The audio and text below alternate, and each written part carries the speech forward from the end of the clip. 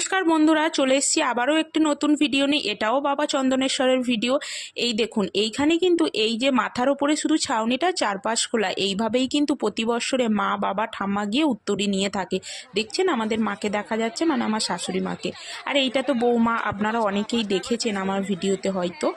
আর এই যে বাচ্চাদের জন্য একটু নিরামিষ লুচি ঘুগনি নিয়ে যাচ্ছিল। আমাদের তো অনেকগুলোই বাচ্চা গিয়েছে আমাদের সঙ্গে।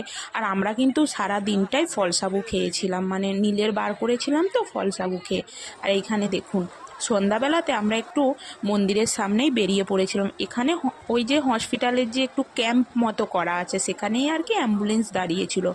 আমরা একটু দাঁড়িয়েছিলাম, তারপরেই দেখছি ঝড়ো হাওয়া মতো উঠে পড়েছে, মানে ঝড়। তারপরেই কিন্তু বৃষ্টি চলে এসেছিল।